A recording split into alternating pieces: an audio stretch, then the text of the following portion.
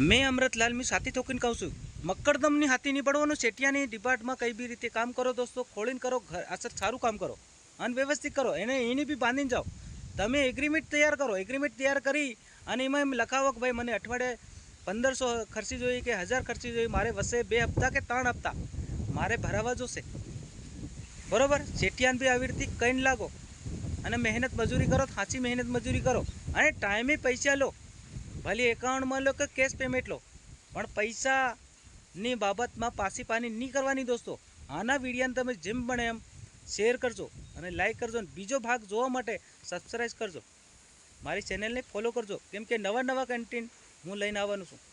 તમે જોતા રહેજો, લાસ્ટ તક જોજો, મદદ કરજો, કેમ કે આગળ વધારજો તો માણસને ખબર પડે. મેં જાતે મહેનત મજૂરી કરું છું, કોઈ યુટ્યુબ પર નથી કરતા.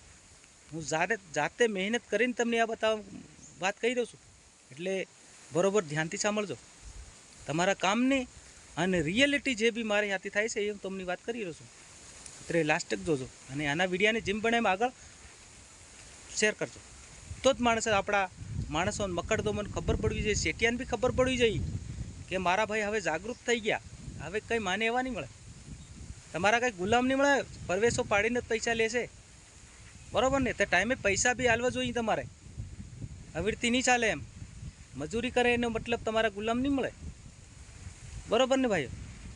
એટલે જોતા રહેજો અને આગળ દોસ્તો ઘરે આવી ગયા છે અમે. હવે બહાર ગુજરાત બી ગયેલા અને કામ બી કરી આવ્યા છે. જય હિન્દ, જય ભારત, જય આદિવાસી, જય જોહર. મી હું અમૃતલાલ તમારો ભાઈ. નવીન વાત આવ્યા છે કરવાના છે, જોતા રહેજો. અને આગલો પાછળનો ભાગ તમારે જો જોવો હોય તો મને સબસ્ક્રાઇબ करें और बेल आइकन को प्रेस करें અને લાઈક કરજો અને કમેન્ટ બી જરૂર કરજો.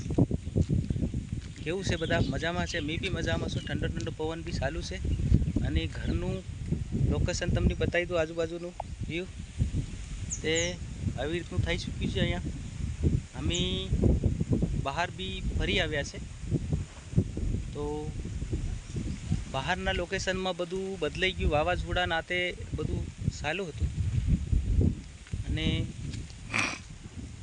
અહીંયા બી કાગળિયા બધા ઉડી ગયા છે.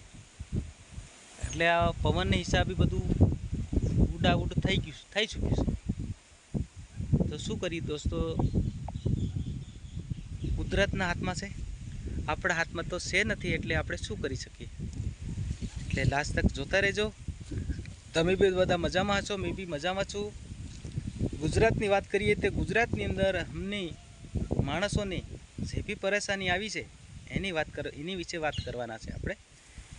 કે માણસો આખો મહિનો કામ કરે અને મકરદમો શું કરે કે આજ મળે પૈસા, કાલ મળે પૈસા, માણસોના હપ્તા સૂકી જાય. ખર્ચી બી એક માણસની 1000 રૂપિયા હાલતા હોય તેની જગ્યાએ 500 રૂપિયા આપે.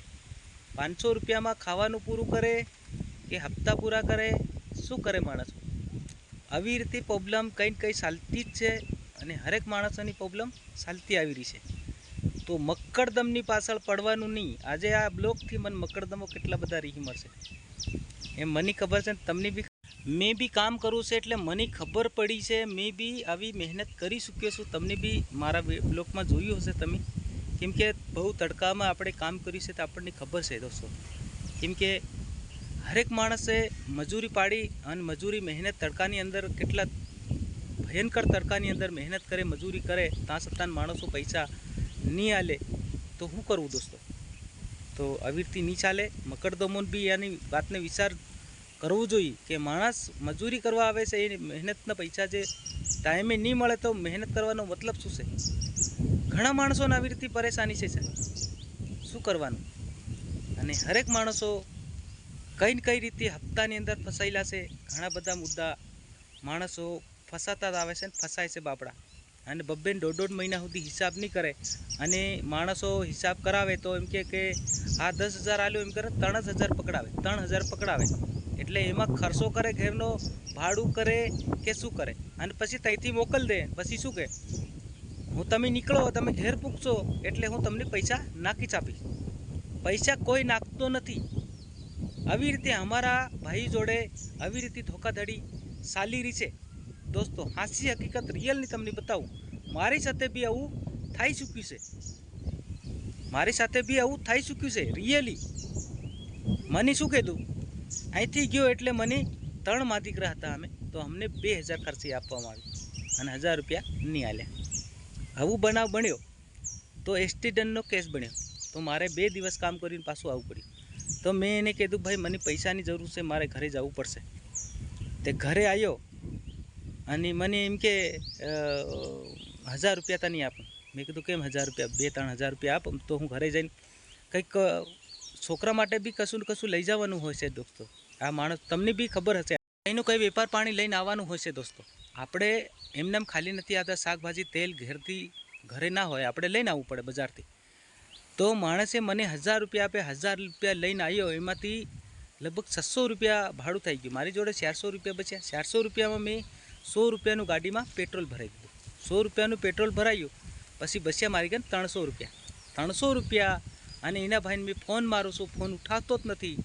એમ કે હમણાં નાખું, કલાકમાં નાખું, હા કાલ નાખું, કાલ તે ધન તારો ખાલી નહીં જવા દઉં.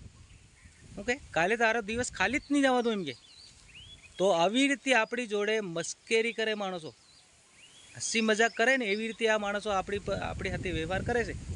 તો સેટિયાની બી કહી દઉં, તમે બી માણસો જે બી મકરદમ તમારી પાસે કામ કરે છે એને બી પૈસા કાયદેસર તમે આલો.